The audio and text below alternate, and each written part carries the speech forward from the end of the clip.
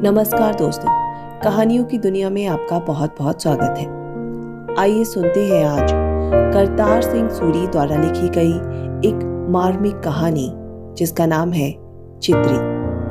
कहानी एक छोटी बच्ची और एक जानवर के बीच प्रेम की कहानी है। अब वो छोटी बच्ची अपने इस प्रेम को दुनिया की बुरी नजरों से बचा पाएगी या नहीं, आइए सुनते हैं। चित्री किसी लड़की का नहीं, एक बकरी का नाम था। पतले शरीर पर पूरे कद की बकरी, हिम से श्वेत गात पर गहरे काले रंग के विरल छींटे, लंबे कान और लगभग उतने ही लंबे स्तन।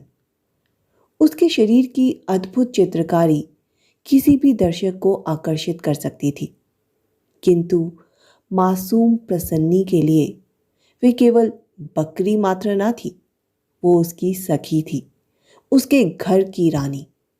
चित्री में उसके प्राण थे। 7 स्वर्गों की वे मोहिक प्रतिमा उसके सुख सपनों का केंद्र थी। प्रसन्नी का घर गांव से कुछ परे शूद्रों की बस्ती में था। बापू जमींदारों की मेहनत मजदूरी करके किसी न किसी तरह 2 जून आटा जुटा लाता था। माँ तो बहुत पहले किसी अपरिचित लोग को सिधार चुकी थी। आज से लगभग 1.5 वर्ष पूर्व प्रसन्नी 9 वर्ष की थी, तभी घर में चित्री का प्रवेश हुआ। चित्री कहाँ से आई, क्यों आई, इसकी भी एक कहानी है। बारू प्रसन्नी के बापू का बंधु था। किसी कसाई से बड़े यत्न के साथ उसने एक बकरी का मेमना प्राप्त किया। उसको पाला पोसा, वो एक बहुत अच्छी नस्ल की बकरी बना और फिर उस बकरी ने एक और मेमने को जन्म दिया।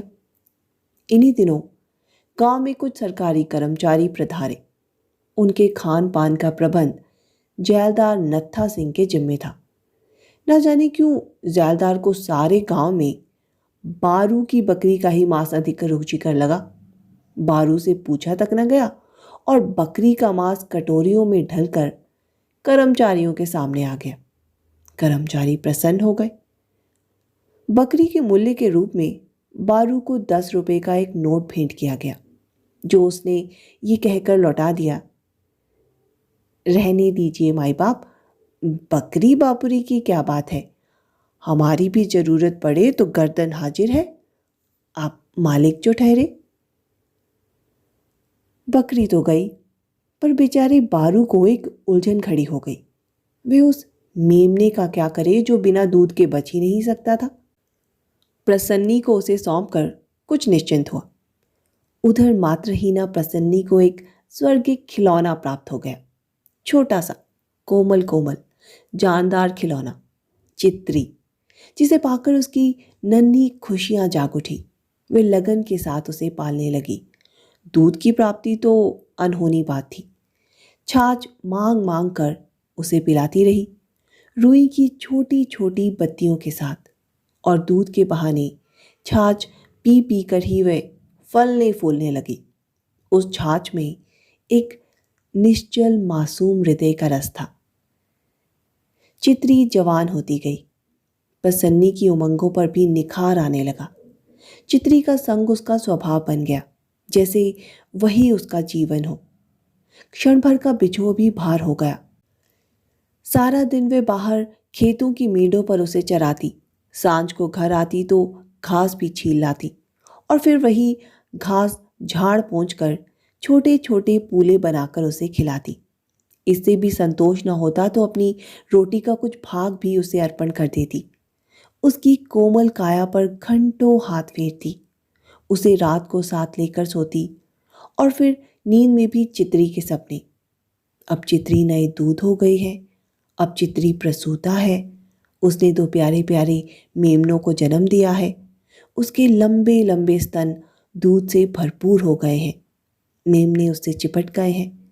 अब प्रसन्नी धार निकाल रही है, अब वे दही जमा रही है, अब मत रही है, अपने बापू को गाढ़ी छाछ का कटोरा दे रही है।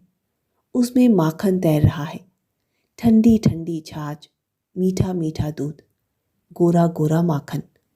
और प्रसन्नी बरबस बौरा जाती।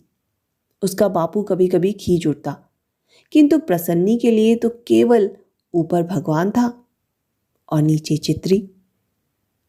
घंटों बैठी वे अपनी चित्री के मुंह से अपने गाल चिपकाए उससे बातें करती रहती, गुप्त, अनजानी और अनंत बातें।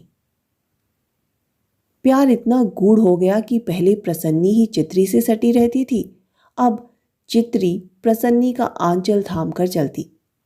उसके क्षण भर ओझल हो जाने पर मैं करके आसमान सिर पर उठा लेती। भंगियों की इस छोटी सी बस्ती में प्रसन्नी और चित्री का प्यार एक कहानी बन गया।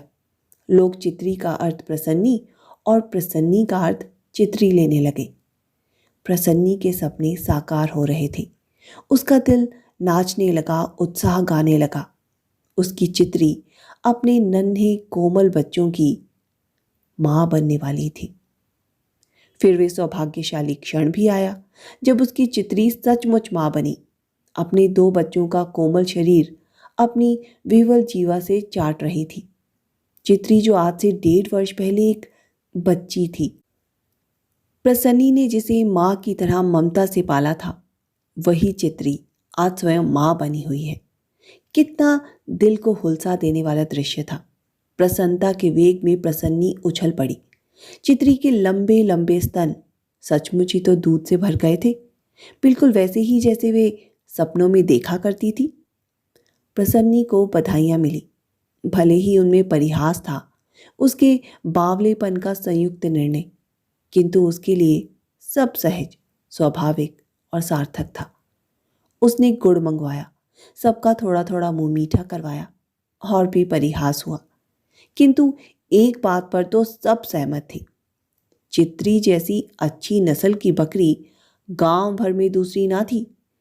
इतना निखरा हुआ रंग, इतने भारी स्तन, सब कुछ दुर्लभ था। चित्री से तो प्रसन्नी को मोह ही था।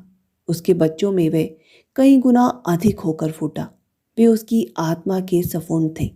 अपनी चित्री का दूध, उसका दही, उसका माखन, सब उसकी साधों में सम्मिलित था, किंतु 10-12 दिन तक उसने दूध को छुआ नहीं। वे उन मेमनों की संपत्ति थी और इसी से प्रसन्नी की आत्मा भी संतुष्ट थी। अपने इस छोटे से परिवार के साथ वे बाहर घूमती। उसके हृदय में बरबस आहत होता जैसे कुदरत ने सारे संसार की खुशियां समेटकर इन 3 मासूम जीवों में अंकित करके उसे सौंपती हूं। किंतु ये सुख सौरभ एक अप्रत्याशित बवंडर ने विलीन कर दिया। जैलदार के पुत्र ने जिस दिन से चित्री को देखा, उसी दिन से खाना पीना बिसार चित्री के लिए हट कर बैठा था। इकलौता बेटा था, बहुत ही लाडला। समस्या खड़ी हो गई। प्रसन्नी के बापू को बैठक में बुलाया गया और चित्री की कीमत पूछी गई। प्रसन्नी का बापू चित्री की कीमत नोटों से आंकने में असमर्थ था। वे उसकी बच्ची के जीवन का प्रश्न था। छाती से दिल को निकालकर सोने या चांदी का टुकड़ा रखकर काम नहीं चल सकता था। लौट आया। उसे चुनौती दी गई कि उसका घमंड तोड़ दिया जाएगा। एक नीच व्यक्ति गांव के शिरोमणि की अवहेलना करे? बात आश्चर्यजनक थी। जैलदार धक्का करना चाहता तो कर सकता था, साधनों की उसे कमी न थी, किंतु झिझक गया। अभी थोड़े ही दिन एक भंगी की बकरी भटका लेने से गांव में खुसर फुसर हुई थी और जैलदार साहिब हवा का रुख देखकर चलना खूब जानते थे।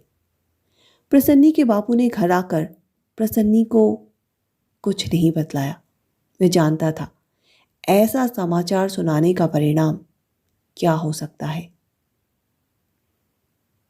दूसरे दिन प्रसन्नी अपने नियमानुसार अपने साम्राज्य के साथ बाहर निकली। वही चाव, वही गर्व, वही गति।